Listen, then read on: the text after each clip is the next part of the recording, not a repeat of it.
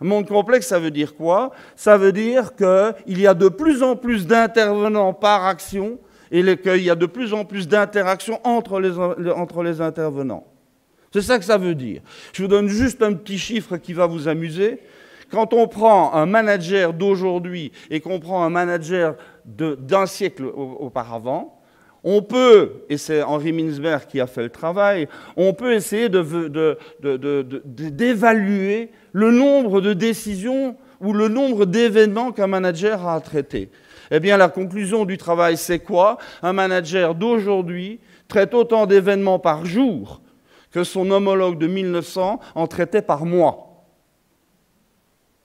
22 jours ouvrables par mois, ça veut dire que nous traitons aujourd'hui, chacun d'entre nous, 22 fois plus de décisions que notre homologue de 1900. Est-ce que ça veut dire pour autant que notre homologue de 1900 était un gros feignant?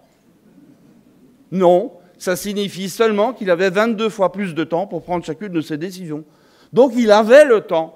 Et il pouvait demander des compléments d'information, et il pouvait faire intervenir des experts, et il pouvait faire une réunion d'analyse, et il pouvait donner du temps à ses spécialistes pour lui apporter la solution optimale. Nous ne l'avons plus. Et aujourd'hui, malgré que nous soyons dans cette salle tous des enfants de Descartes, on fonctionne de moins en moins de manière cartésienne. Nous fonctionnons de manière de plus en plus intuitive. Nous n'avons pas le temps d'être rationnels. Ça coûte du temps, la rationalité. Nous sommes de plus en plus obligés de réagir au tac, avec notre intuition, notre instinct, notre expérience. Et ça ne marche pas si mal. Mais ça veut dire quand même que, méthodologiquement parlant, on n'est plus dans le même monde.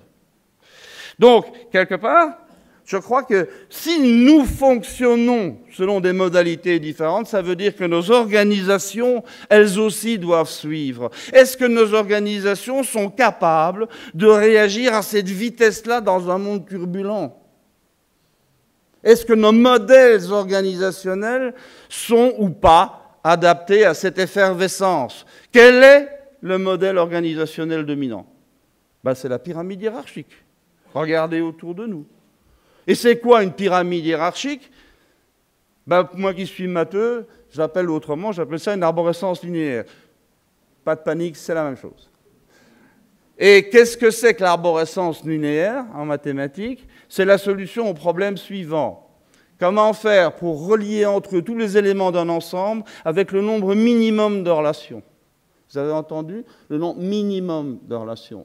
Et nous sommes dans un monde, je viens de vous le dire, dont la complexité augmente, c'est-à-dire que les interactions, donc les relations entre les acteurs, augmentent de manière exponentielle. Il ne faut pas faire un raisonnement très alambiqué pour arriver à la conclusion que le modèle pyramidal hiérarchique n'est pas du tout adapté à un monde complexe et à un monde effervescent.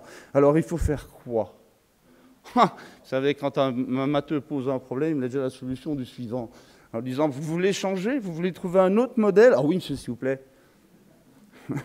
C'est pas très compliqué. Vous prenez la phrase, vous enlevez le mot minimum, vous mettez maximum à la place.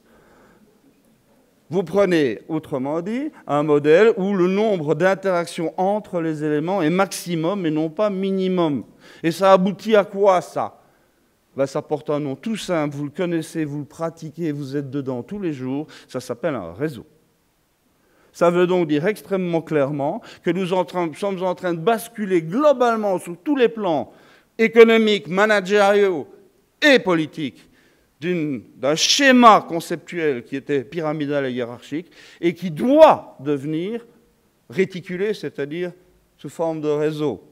Je pense que notre gouvernement n'a pas bien compris.